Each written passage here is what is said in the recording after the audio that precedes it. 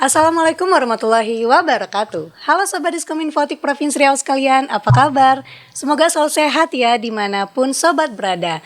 Kembali lagi di podcast Diskominfotik Provinsi Riau bersama saya Yolanda Mardayahya. Nah, kali ini kita berada di ruang studio, maksud saya Haider Tanjung Diskominfotik Provinsi Riau. Nah, di samping Yolan sudah ada narasumber spesial nih untuk episode kali ini, yaitu Dr. Susanti Dwi Aryani SPN selaku dokter spesialis syaraf Rumah Sakit Jiwa Tampan Provinsi Riau. Apa kabar dokter? Alhamdulillah baik. Baik, sehat terus ya dokter ya? Ya, Alhamdulillah. Nah, kali ini tema kita kali ini yaitu mengenal terapi dan pemeriksaan dengan menggunakan alat TMS di Rumah Sakit Jiwa Tampan Provinsi Riau. Nah, tapi sebelum kita membahas mengenai alat TMS ini ya dok ya, mungkin sobat bertanya-tanya apa sih alat TMS ini? Nah, sebelumnya Yolan mau bertanya dulu dok, bagaimana sih dok pelayanan di Rumah Sakit Jiwa Tampan sendiri dok? terima kasih Mbak Yolan. Jadi salah satu pelayanan di rumah sakit jiwa itu termasuk adalah pelayanan penyakit saraf. Jadi poliklinik saraf. Nah, poliklinik saraf ini kebetulan hanya saya sendiri yang dokter saraf bertugas di situ. Hanya satu dokter aja ya dok ya? Iya. Jadi pertama kali gini, saya perkenalkan dulu penyakit saraf itu apa aja. Oke. Penyakit saraf itu banyak ya Mbak Yolan. Mungkin yang paling familiar ditemukan itu seperti stroke. Stroke ya benar. Penyakit seperti nyeri-nyeri. Nah, jadi saraf yang perlu kita ketahui kan ada saraf pusat, yaitu tadi penyakitnya contohnya stroke. Penyakit saraf tepi salah satunya adalah nyeri-nyeri. Nyeri-nyeri benar, yang sering ya Iya, dialami orang ya dok ya? Iya, paling banyak itu saraf kejepit. Nah, itulah salah Faktor U satunya ya? itu. Iya. Jadi banyak penyakit saraf. Jadi mungkin selama ini orang mindsetnya ke rumah sakit jiwa tuh khusus pasien jiwa saja. Iya benar, gangguan jiwa gitu ya dok. Ternyata enggak ya dok ya? Enggak. Jadi selama ini mindset orang tuh begitu. Jadi ke jiwa aja takut. Padahal tak perlu takut karena sekarang di rumah sakit jiwa sudah terbuka untuk umum. Jadi ada penyakit saraf, ada untuk penyakit lainnya terkait penyakit dalam, poliklinik penyakit dalam kita sudah ada. Rehabilitasi medik juga ada. Jadi semuanya saling berkesinambungan. Jadi makanya perlu spesialis selain jiwa harus ada juga di rumah sakit tersebut gitu. Oke, berarti di Rumah Sakit Jiwa Tampan ini nggak melulu soal kejiwaan ya dok ya? Iya. Ternyata ready juga nih dokter spesialis saraf juga. Iya. Benar. Nah kalau untuk pelayanan di spesialis sarafnya sendiri nih dok, apakah banyak dok pasiennya dok? Apalagi dokter sendiri ya dok ya? Itu tadi Mbak Yola. Jadi selama ini mindset orang kalau ke rumah sakit jiwa kesannya cuman untuk pasien jiwa saja. Okay. Makanya pasiennya tidak terlalu sebanyak seperti pasien jiwa. Jadi terbatas. Terbatas ya dok ya. Makanya kita ikut di sini ini saya untuk mempromosikan juga bahwa di Rumah Sakit Jiwa Tampan terdapat poliklinik saraf. Saraf, oke. Nah kalau untuk penyakit saraf sendiri nih dok, mungkin orang banyak mengira bahwa ini hanya dapat terjadi oleh orang yang umurnya udah mungkin tua gitu ya dok. Apakah penyakit saraf ini bisa juga terjadi di umur-umur belia atau umur lainnya dok? Bisa banget. Bisa banget ya dok ya. Karena mindset orang mungkin kalau udah tua baru kena penyakit saraf gitu. Enggak ya dok ya? Ada yang perlu kita ini kan luruskan dulu. Jadi banyak orang awam itu yang masih tumpang tindih antara penyakit saraf dengan penyakit jiwa. Nah, ada orang yang itu sakitnya saraf padahal sakit jiwa gitu. Bisa salah pengertian gitu ya dok ya? Iya, makanya kamu saraf gitu. Oke. Jadi banyak istilah seperti itu yang mereka tuh secara umum awam tidak tahu. Nah, jadi disinilah saya membantu menjelaskan perbedaan dulu antara penyakit saraf dengan penyakit jiwa. Yang jelas kalau penyakit saraf ini kita ini ibaratnya itu ada bendanya gitu. Ada bendanya, Jadi memang dari saraf itu kan ada otak, ada sumsum tulang belakang, ada juga yang mengatur otot kita, jadi kelihatan gitu. Jadi kalau penyakit jiwa itu beda. Kalau penyakit jiwa kan istilahnya penampilannya, tapi kita nggak tahu ini gitu kan. Jadi orangnya murung, orangnya sering ngomong sendiri, mendengar yang tidak ada, halusinasi seperti itu kan. Nah itu yang membedakannya penyakit saraf dan penyakit jiwa. Nah, gitu. Itu perbedaannya dok, cukup signifikan ya dok ya. Iya. Mungkin dari luar orang nggak nggak ngeh gitu, ternyata di dalamnya juga berbeda gitu. Berbeda. Nah kalau untuk penyakit saraf sendiri dok, yang paling banyak selama dokter inilah ya bekerja, paling banyak itu di mana sih dok? Apakah di stroke atau di tempat lainnya? Banyak sih, kalau penyakit saraf ini kan luas ya. Kalau yang umumnya memang stroke. Yang kedua ya nyeri itu ya, nyeri punggung, nyeri leher, sakit kepala. Nah, jadi penyakit sarafnya banyak. Cuman yang paling dominan sih itu. Oke. Dan faktor-faktornya apa aja sih dok yang menyebabkan penyakit saraf ini dok? Kalau penyakit saraf ini tergantung dari jenis penyakitnya. Kalau kebetulan bulan ini juga bulan kemarin ya, salah saya. Bulan kemarin itu memperingatin Hari Stroke Sedunia. Hari Stroke Sedunia ya. Nah, jadi makanya stroke ini kan penyebab kematian tertinggi. Nah, jadi paling banyak juga itu yang karena behavior kita sendiri, gaya hidup. Nah, cuma penyakit stroke ini kan ada penyebabnya. Rata-rata itu paling sering diabetes. Diabetes ya dok ya. Kalau orang awamnya sakit gula, kalau hipertensi, darah tinggi, ya gitu. Jadi itu sih paling banyak faktor risiko terjadinya stroke. Terus penyakit-penyakit lainnya yang dominan seperti nyeri, ya nyeri itu kan juga bisa pada usia muda, usia tua. Usia muda itu paling sering ya karena aktivitas fisik. Aktivitas fisik ya, seperti apa sih dok biasanya aktivitas fisiknya dok? Ya seperti ini, mengangkat beban berat. Terus yang bekerja dengan ini yang aktivitasnya rutin mengangkat beban berat. Ada juga yang nyeri itu juga karena ini paling anak muda nih paling sering karena habitnya yang kebiasaan duduk terlalu lama, berdiri terlalu lama, yang exercise-nya itu terbatas dan monoton itu aja. Nah, itu yang menyebabkan nyeri-nyeri. Banyak tuh.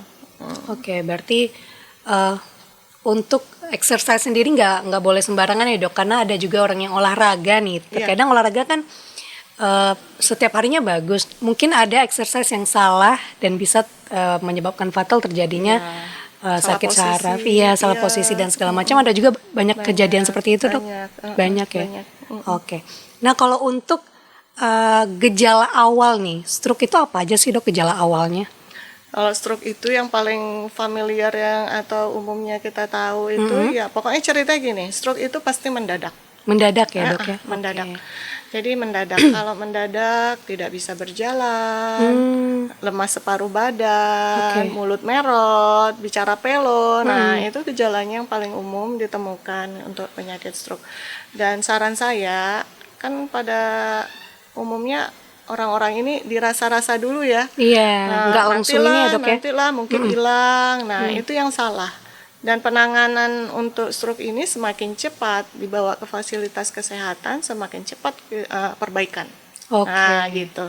Jadi mereka kadang 1 minggu, 2 minggu baru sudah jelek baru, karena yang namanya stroke ini kan hitungannya detik ya dok, hitungannya menit. Nah memang ini ada golden hours-nya, memang jam-jam emasnya. Berarti kalau dirasa, maksudnya kita merasa ada keganjalan dan segala macam yang mengarah ke stroke langsung ini ya dok ya, langsung ke dokter gitu.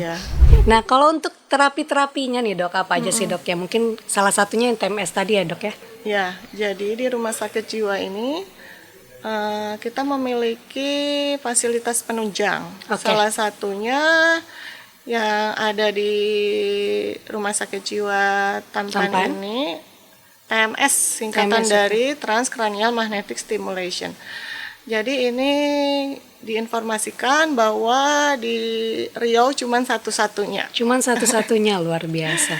Hanya di Rumah Sakit Jawa Tampan ya, Dok ya? Iya. Oke. Nah, jadi kegunaan alat ini seperti yang kita tahu tadi singkatannya, transcranial magnetic stimulation. Jadi merangsang otak, sel otak itu dengan gelombang magnet.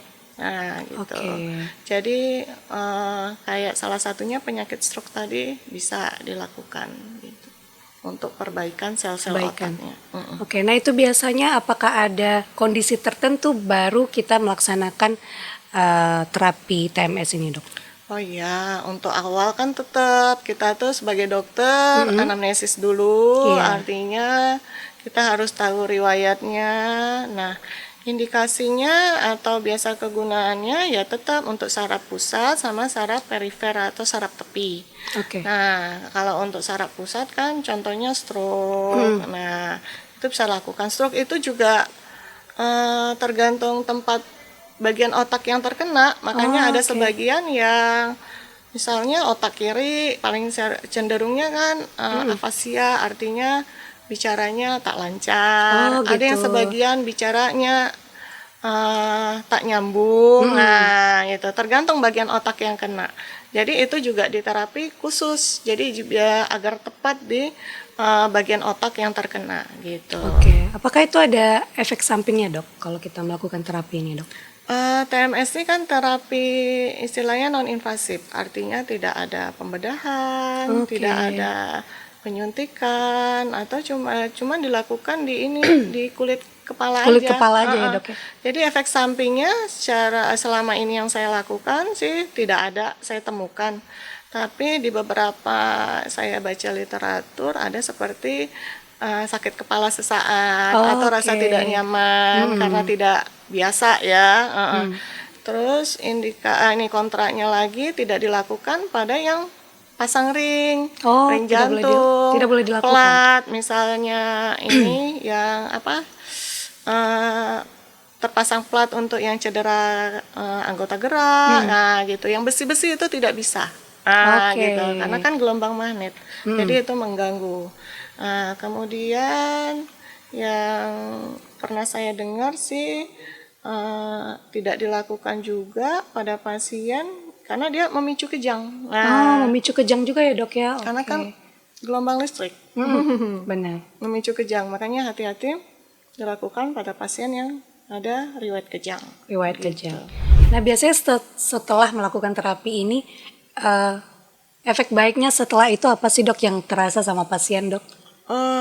Jadi gini, semua saraf itu kan perlu pemulihannya bertahap. Jadi nggak bisa langsung ya, Dok ya? Nggak bisa langsung. Nah, jadi perlu kayak di rumah sakit kita ini kita lakukan TMS ini biasanya sih ada siklus. Jadi yang untuk terapi pertama kali dia terdiri dari 5 siklus. Jadi seminggu itu 5 kali dilakukan. 5 kali. Jadi berturut-turut. Nah, kita biasanya sih kalau yang baru kena, yang baru istilahnya onset akut ya, akut itu di bawah 3 bulan. Nah, itu biasanya lebih cepat. Lebih cepat ya, Dok ya?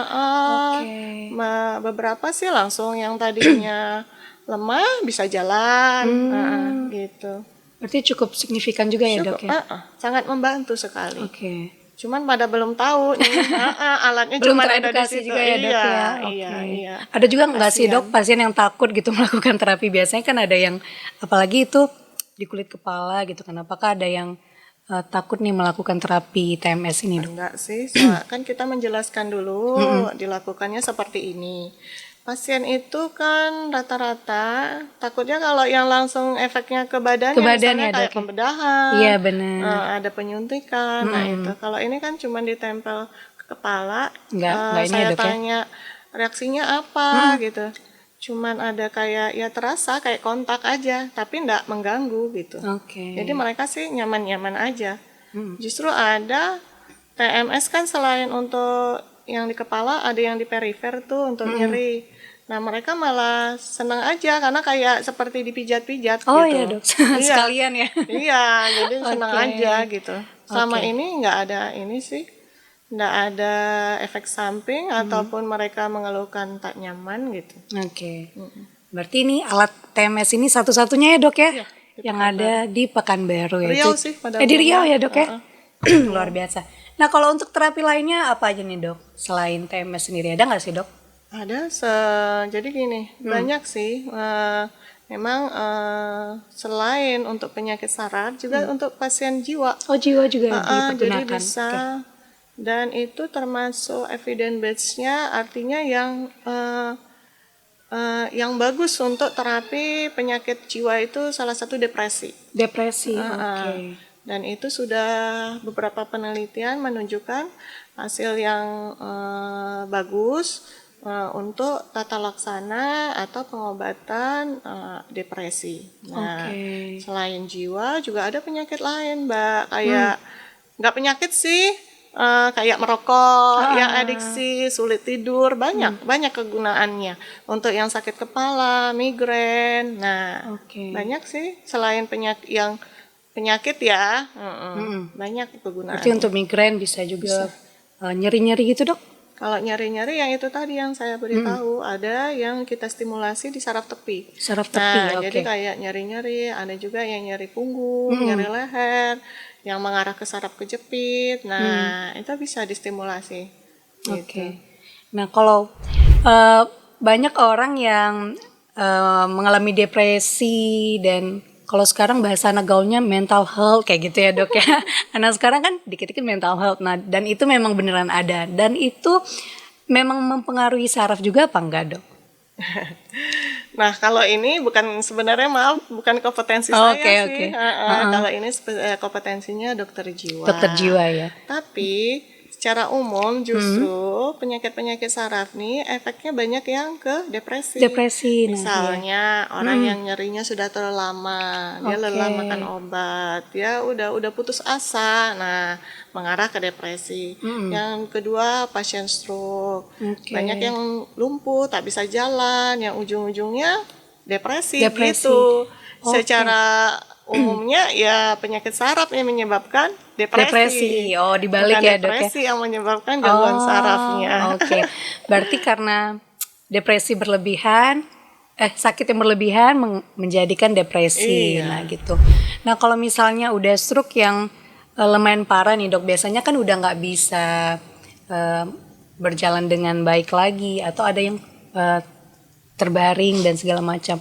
Nah itu ada nggak sih dok edukasi dari dokter sendiri untuk perawatannya di rumah oleh keluarga dan segala macam dok? Istilahnya ini home care sih mbak ya. Home care itu perawatan di rumah. Banyak sih, terutama pasien yang sudah tua. Iya, gitu. Benar dok. Sebenarnya kan stroke ini yang paling penting faktor resikonya tadi yang kita atasin. Nah, kalau faktor resikonya sudah kita atasin, ya kita bisa fokus untuk perbaikan sarafnya. Perbaikan saraf itu kan harus distimulasi. Iya benar. Nah, sama tuh kayak anak-anak mau mulai berjalan, kita rangsang. Nah, begitu lagi memang harus dirangsang dengan aktivitas fisik. Kalau yang cenderung baring aja, apalagi yang udah usia lansia gitu kan. Memang harus tetap alih baringnya itu apa namanya, miring kanan, miring kiri. Pokoknya ada exercise-nya biar ototnya itu tak kaku, karena kecenderungan pasien-pasien yang mobilisasinya atau kurang gerak itu menyebabkan kaku, ujung-ujungnya nyeri. Nah mereka tak akan mau lagi lakukan aktivitas karena nyeri itu ya dok ya. Gitu. Butuh ini sih memang ekstra, tapi penuh kesabaran dan ada motivasi dari pasiennya sendiri gitu. Memang harus ada dorongan dari diri sendiri juga ya dok ya, karena nggak gampang juga gitu. Tapi ada nggak sih dok pasien yang stroke yang sudah lumayan cuma masih bisa nih untuk sembuh total gitu dok? Ada persentasenya berapa, atau kalau sembuh total kayaknya nggak bisa deh? Sama gini sih mbak, kan stroke ini berarti ada cedera otak. Iya. Cedera otaknya itu kan penyebabnya misalnya darah tinggi tadi, diabetes. Nah itu yang menyebabkan ya paling banyak sih yang dominasi kan penyebab sumbatan itu kan kerusakan otak. Jadi otaknya itu kurang oksigen. Kurang oksigen. Oke. Jadi suplainya itu yang kurang, makanya terjadi kerusakan. Karena sel-sel otak itu kan butuh oksigen, butuh makan, butuh nutrisi. Sedangkan ininya pembuluh darahnya itu terganggu alirannya gara-gara darah tinggi tadi, gara-gara diabetes. Nah gitu. Jadi yang perlu kita jaga itu yaitu tadi faktor resikonya tadi. Nah kalau sudah terjaga faktor resiko, makanya tergantung kerusakannya tadi, Mbak. Jadi kalau kan hitungannya menit, hitungannya detik, menit. Nah semakin lama itu kan semakin rusak. Nah ya itu yang paling susah untuk diperbaiki. Ibaratnya sih kita kalau saya menjelaskan ke pasien seperti luka sih. Kalau udah luka kan pasti ada bekas ya. Begitu. Apalagi yang di dalam, di otak pasti ada bekasnya. Nah, yang sembuh sempurna pun ada ya, Dok, tergantung makanya saya bilang kasusnya gitu. Jadi mungkin kerusakan otaknya itu tidak terlalu berat. Makanya ada yang bisa langsung berjalan, yang tidak merasakan apapun. Banyak gitu. Bisa sih. Nah kalau case-nya seperti kalau angin duduk itu termasuk saraf juga nggak, Dok? Kadang kan biasanya orang yang terkena angin duduk ada yang tiba-tiba meninggal dan ya gitulah, Dok. Angin duduk ya, kalau saya tuh angin duduk itu identik apa ya? Kalau nggak ada sih istilahnya kita ya. Jadi yang jelas kalau yang namanya mendadak meninggal itu kita cuma memikirkan istilahnya vaskuler itu artinya pembuluh darah.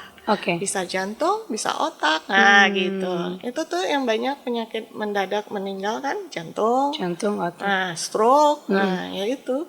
Jadi mikirkan itu aja karena penyebabnya itu. Cuma secara umumnya saya tidak tahu sih angin duduk. Ya karena banyak kalau di tetangga gitu ya, Dok ya. Meninggalnya kenapa angin duduk gitu. Jadi sebenarnya angin duduknya apa sih? Apakah ada di ilmu medis itu memang angin duduk? Enggak ya, Dok ya. Berarti ternyata itu memang serangan mendadak juga dari saraf maupun otak. Yang jelas itu yang seperti saya informasikan tadi bahwa kalau yang namanya mendadak kita tetap mencurigai bahwa itu vaskuler pembuluh darah. Berarti gangguan pembuluh darah nih ya itu tadi bisa dari jantung, bisa otak. Itu pasti ceritanya mendadak gitu. Jadi kayak orang olahraga nih yang exercise-nya kan banyak. Nah itu tuh yang istilahnya pembuluh darahnya kaget kan karena exercise-nya berlebihan. Banyak usia muda yang meninggal. Artis juga tuh siapa namanya tuh yang lagi dia main basket tuh. Ada juga. Itu kan jadi pokoknya banyak yang setelah berolahraga tiba-tiba mendadak yang berlebihan. Yang berlebihan. Makanya tidak disarankan juga gitu. Nah biasanya kalau untuk penyakit stroke sendiri ada olahraga atau exercise sendiri nggak, Dok, yang biasanya dilakukan gitu? Kalau exercise khusus tidak ada. Nggak ada ya, Dok ya? Yang jelas kan olahraga tetap disarankan. Sehari itu minimal ada 30 menit minimal untuk lakukan exercise ya, misalnya sepedaan, berenang ya, yang ringan sih tergantung usia sih, Mbak. Jadi selain usia juga tergantung ini nggak yang namanya berat badan gitu. Nanti berat badan berlebihan resikonya nyeri punggung.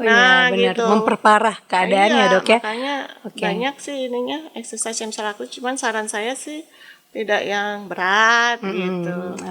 Tetap harus wajib ada kita tuh mobilisasi. Nah untuk menjaga ya sistem saraf kita semua. Gitu. Benar. Berarti nggak boleh yang berlebihan tapi ya harus rutin ya, Dok ya. Biar nggak obesitas juga ya, Dok, biar tidak memperparah kondisi kita juga. Nah kalau untuk pantangan makan ada nggak sih, Dok, atau makanan yang dianjurkan nih? Jadi kalau makanan itu sebenarnya saya lebih menjelaskan keseluruhan ya pada umumnya. Yang jelas kalau stroke itu kan faktor resikonya tadi darah tinggi, berarti harus kita kurangin garam gitu. Kalau diabetes berarti karbohidratnya ya, atau yang mengandung glukosa, gula itu yang terlalu tinggi ya kita batasin. Nah, secara umum. Jadi salah satu juga penyebab stroke, salah satu bisa asam urat juga. Oh, bisa asam urat juga ya, Dok ya? Oke. Salah satunya juga bisa. Jadi asam urat ya mungkin ya yang jeroan atau apa yang meningkatkan asam urat juga harus kita batasin gitu. Jadi memang harus cara umumnya ya semua sih kita harus batasin, rendah lemak, kolesterol kan juga bisa menyebabkan gangguan pembuluh darah yang ujungnya bisa menyebabkan stroke. Nah, itu juga harus kita batasin sih. Karena ya, Dok, kita tubuh kita sebenarnya perlu kolesterol. Iya, benar. Butuh juga lemak untuk energi. Cuman ya kita tidak boleh berlebihan begitu. Oke. Nah, kita udah membahas banyak ya, Dok ya, mengenai penyakit saraf ini apa aja. Terus tadi ada alat yang satu-satunya nih. Patut bangga nih ya, Dok ya, satu-satunya di Riau, yaitu alat TMS yang ada di Rumah Sakit Jiwa Tampan. Nah, mungkin setelah ini sobat udah teredukasi ya, Dok ya, dan bisa juga konsultasi dan berobat juga ke Rumah Sakit Tampan, karena di sana bukan hanya ada dokter spesialis kejiwaan ya, Dok ya, dan ada juga spesialis saraf. Nah, mungkin terakhir ada nggak sih harapan dokter untuk pasien atau Rumah Sakit Jiwa Tampan sendiri, mungkin pelayanannya lebih lagi ya dan segala macam? Sebenarnya harapan saya ikut juga diskus kita ini agar masyarakat Riau, umumnya Pekanbaru, ini mengetahui bahwa ada dokter saraf dan pelayanan saraf di Rumah Sakit Jiwa Tampan. Selain itu, ada alat-alat penunjang untuk pemeriksaan saraf yang juga bisa membantu pengobatan. Nah, itu yang boleh dicoba untuk dilakukan. Nah, jadi dari seluruh Riau, khususnya Pekanbaru, nah, jangan takut untuk datang ke rumah sakit jiwa karena sudah terbuka untuk umum. Dan mindsetnya orang lama-lama sih hilang juga. Dan rumah sakit jiwa bukan hanya untuk pasien gangguan jiwa saja gitu. Oke, tapi ada juga untuk pasien syaraf ya, Dok ya? Syaraf, ada lagi penyakit dalam. Penyakit dalam. Iya, banyak. Oke, makasih banyak dokter. Ya, terima kasih. Terima kasih banyak Dokter Susanti Dwi Aryani SPN selaku dokter spesialis saraf Rumah Sakit Jiwa Tampan Provinsi Riau.